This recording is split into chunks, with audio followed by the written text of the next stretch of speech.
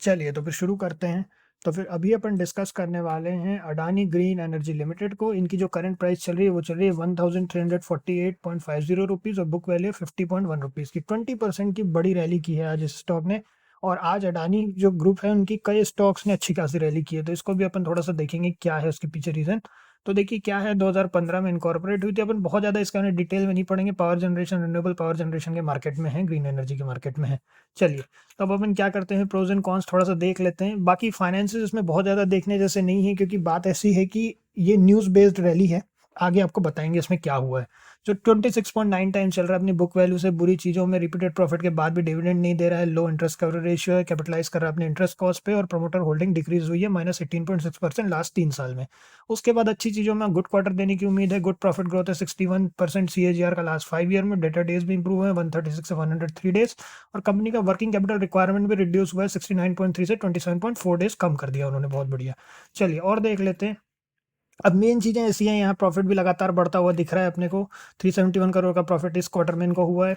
P&L statement में भी देखें तो इस ईयर में इनको 973 करोड़ का प्रॉफिट हुआ है। फिर उसके बाद में अगर अपन देखें यहाँ कैश फ्लो की बात करें तो पॉजिटिव कैश फ्लो 435 करोड़ का पॉजिटिव कैश फ्लो है, सबसे हाईएस्ट जो। और एक लौता जो इनका पॉजिटिव साइड चल रहा है ऑपरेटिंग एक्टिविटी में चल रहा है, 7265 करोड़ का यहाँ पे है। और इससे 435 करोड़ का यहाँ पे नेट पॉजिटिव कैश फ्लो है। अब यहाँ पे अपन प्रोमोटर होल्डिंग की बात करें, इंपॉर्टेंट चीज, तो प्रोमोटर होल्डिंग 56.26% की भी प्रोमोटर होल्डिंग है, 18.16% का FIIs की होल्डिंग है, 1.49% की DIS की होल्डिंग है, पब्लिक होल्डिंग है 24.09% की। अब देखिए चार्ट के बेसिस पर अपने को यहाँ पे दिख रहा है कि अच्छी खासी रैली हुई 20% की। अब ये रैली क्यों हुई है ये आप लोगों को थोड़ा सा बता देते हैं। तो अडानी स्टॉक्स ने आज ना, मल्टीपल स्टॉक्स ने आज रैली की है। हुआ ये है कि जो क्या है कि उन्होंने यूएस की एक ऑर्गेनाइजेशन है बोलना चाहिए, उसने क्या किया, उसने एक रिसर्च की, इंटरनेशनल डेवलपमेंट फाइनेंस कॉरपोरेशन नाम की एक है ऑर्गेनाइजेशन। उन्होंने क्या किया, ड्यू डिलीजेंस की अपनी इन्वेस्टिगेशन की, ड्यू डिलीजेंस करने के लिए अपनी एक इन्वेस्टिगेशन की, और उन्होंने ये पता किया कि ये जो बेसिकली रिपोर्ट बनाई थी हिंडनबर्ग ने, उसको इनकॉन्सिक्वेंशियल बताया है। ठीक है, ये कहा है, a senior US official affirm that the US government considered Hindenburg research allegations of corporate fraud against Adani inconsequential. मतलब कि उन्होंने कहा कि भी हो सकता है कि ये पूरी तरह सही ना हो। अब वो सही है कि गलत है क्या नहीं है, वो अपने सोचने का मैटर नहीं है। क्योंकि अपन लोग क्या है, अपन लोगों को केवल ये देखना है कि भाई क्या ये जो चीज़ है ये कंटिन्यू करता है या नहीं कंटिन्यू करता। तो हम अब अपनी स्ट्रिक्टली अपनी ओपिनियन पीस देंगे इसमें।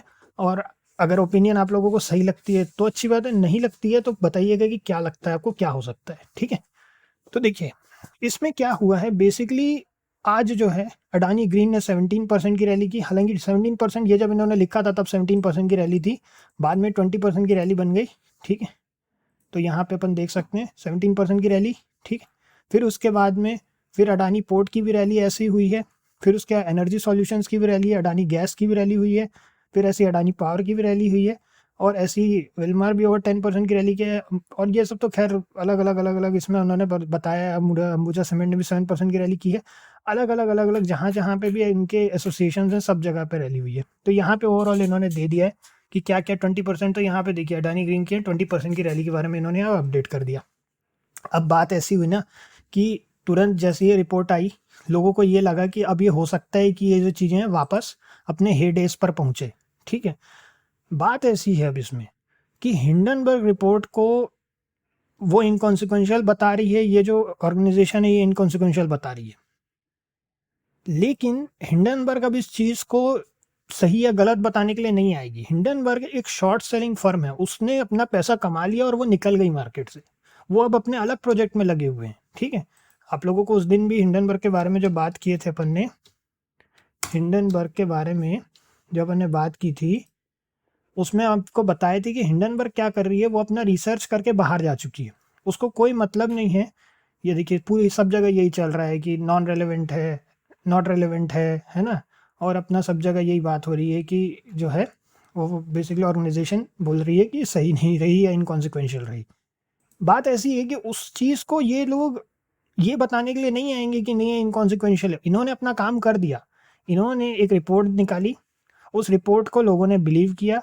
उस रिपोर्ट को बिलीव करने लोगों ने, मतलब इन्वेस्टर्स ने बिलीव किया, बड़े इन्वेस्टर्स ने, उन्होंने अपना पैसा निकाला, स्टॉक फॉल हुआ।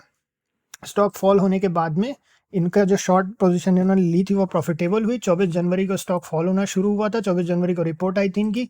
24 जनवरी को जैसे अगर अपन यहाँ फिर से उस दिन भी वैसे अपन ने एनालिसिस किया था 24 जनवरी का, ठीक है। अपन ये जो है यहाँ से अपना फॉल जो है 23-24 जनवरी की जो भी रिपोर्ट थी फॉल होनी शुरू हुई, उसके बाद से फॉल होता चला गया और फॉल होते होते बहुत ज़्यादा फॉल हो चुका था, ठीक है। बात ऐसी है कि उतने समय में इन्होंने अपना पैसा कमा लिया।